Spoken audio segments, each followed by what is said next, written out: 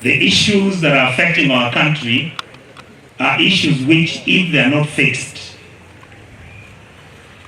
you will not be able to govern our country.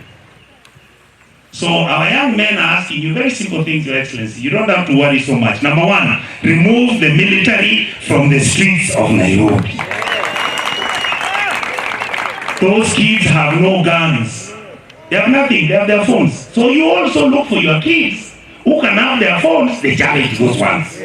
All the individuals who've been killed, who've been assassinated by the state security apparatus must be given a state funeral.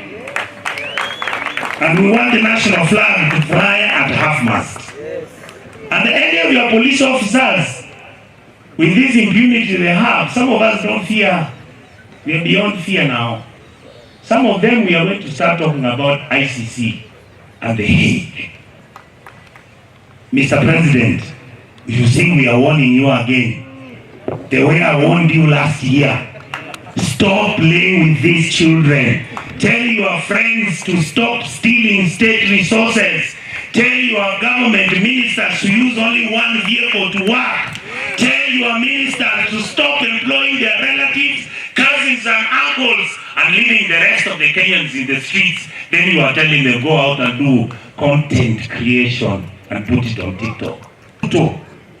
We want to tell you today, you almost messed up our country because of your arrogance, because of your disrespect to people who give you advice, because you have infected young leaders with arrogance.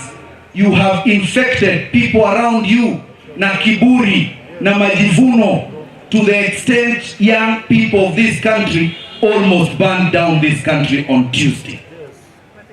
Hiyo siku ya Jumanne tuliamka, mimi wanaenda gym kidogo, nikachelewa kunywa chai, nikapata niko bunge. Kule bunge nikafikiri tuta take break. We did not take a break, sababu ukitoka hivi iko kitu inaitwa ku draw the bar, wanafunga mlango wakati wa kupiga kura. Njaa ikatulemea kule na huyu manduku, tukaendelea mpaka wakati wa kupiga kura. Na wakati wa kupiga kura mimi nilisimama kidete, hata baada ya rais kunipigia na kuniambia eti hebu nipitishie hiyo kitu, maneno mengine tutawasaidia huko mbele.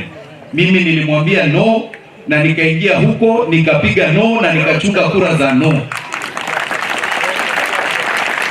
Na nataka niwashukuru wananchi, sababu nyinyi ndio mliweka pressure. Tuko na president ambaye anaona anaweza kila kitu. Ako na nguvu ya hata kuambia watu ati mambo ni matatu. Wewe uliumba nani my friend? Unatuambia unaweza kuua mtu. Sisi tunakuambia rais, waheshimu wananchi, waheshimu wajumbe. Wajumbe wametumwa kule Nairobi to represent these people. These are our bosses. Ile pesa walikuwa wanapeana kule milioni 2 eti tuweze kunyanyasa wa Kenya, sisi tulikataa. Hawa vijana, they are not even on the streets because of the finance bill. Wako on the streets sababu number 1 ya kiburi ya hawa watu, number 2 majivuno, number 3 ukabila. Kila kazi kubwa wanapatia watu wa kabila yao. Whereas the law may not be explicit about it, it is a spirit in the country that people want new leadership. We have failed as a parliament. Are you serving the interests of the public? No. Of course, some people are asking me, why don't you resign? Manduku, what? The point is this: as long as parliament is constituted and there is a minimum quorum, it is still parliament. And so I'm saying, let us go home, all of us, and then we come back to the field. I told the president to reconstitute his cabinet because he has got incompetent people. We are in parliament to serve the people of Kenya. And President William Ruto, yeye pia alichaguliwa kufanyia Wakenya wote kazi. Na asiite mikutano hapa anataka kuita vijui pastors. The problems he is facing are self-induced. Alijiletea yeye mwenyewe. How do you have a country of 42 tribes? Then you pick 13 permanent secretaries from your own tribe. And you expect Kenyans to look at you and smile at you.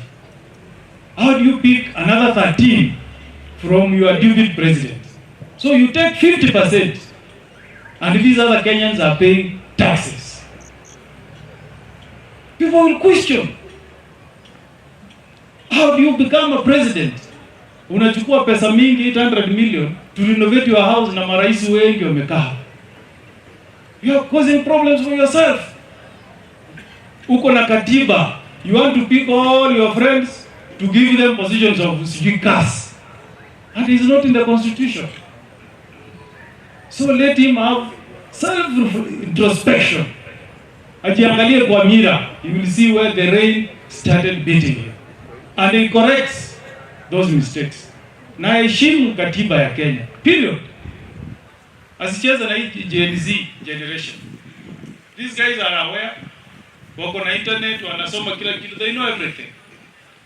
So Bwana President, wherever you are, amuka, wake up.